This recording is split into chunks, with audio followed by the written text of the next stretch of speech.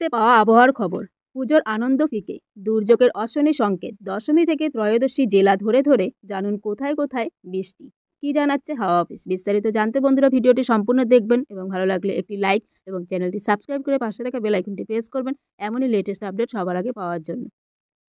তো উৎসবের মাঝেই কপালে চিন্তার ভাঁজ। বঙ্গোপসাগরে সৃষ্ট গভীর নিম্নচাপটি শক্তি বাড়িয়ে অতি গভীর নিম্নচাপে পরিণত হওয়ায় রাজ্যের একাধিক জেলায় বড় দুর্যোগের সতর্কবার্তা দিয়েছে আলিপুর আবহাওয়া দপ্তর। নবমীর দুপুর থেকে বৃষ্টি শুরু হলেও আসল দুর্যোগ আসছে দশমীর থেকেই। নিম্নচাপটি শুক্রবার একাদশী ভোর রাতে ওড়িশার গোপালপুর ও পারাদ্বীপের মাঝামাঝি স্থলভাগে প্রবেশ করতে পারে বলে পূর্বাভাস।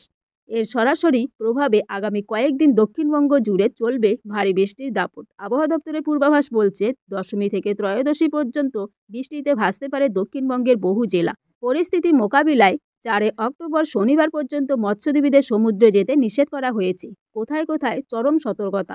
আবহাওয়া দপ্তর জেলা ধরে ধরে জারি করেছে বিশেষ সতর্কতা। আপনার জেলায় কবে কেমন দুর্যোগ দেখে নিন। অতি ভারী বৃষ্টির কমলা সতর্কতা। দক্ষিণ 24 পরগনা, পূর্ব মেদিনীপুর ও পশ্চিম মেদিনীপুর এই জেলাগুলিতে ঝোড়ো হাওয়ার গতিবেগ থাকতে পারে ঘন্টায় 50 কিলোমিটার পর্যন্ত। ভারী বৃষ্টির কমলা সতর্কতা। কলকাতা ও হাওড়া। ভারী বৃষ্টির আশঙ্কা উত্তর 24 পরগনা, হুগলি, পূর্ব বর্ধমান, ঝাড়গ্রাম, বাঁকুড়া এবং পুরুলিয়া।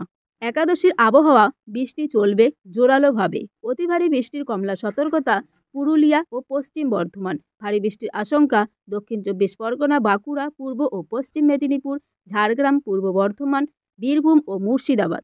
পূর্ব পশ্চিম মেদিনীপুর, ঝাড়গ্রাম এবং দক্ষিণ 24 পরগনায় 50 কিলোমিটার গতিবেগে ঝোড়ো হাওয়া বইতে পারে। দ্বাদশীর আবহাওয়ার স্বস্তি নেই।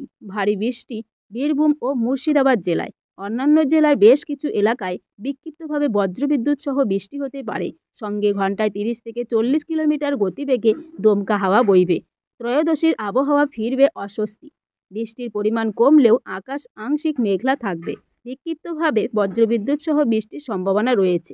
বৃষ্টি কমলেও বাতাসে জলীয় বাষ্পের পরিমাণ বেশি থাকায় তাপমাত্রা বাড়বে এবং আর্দ্রতাজনিত অস্বস্তি বজায় থাকবে।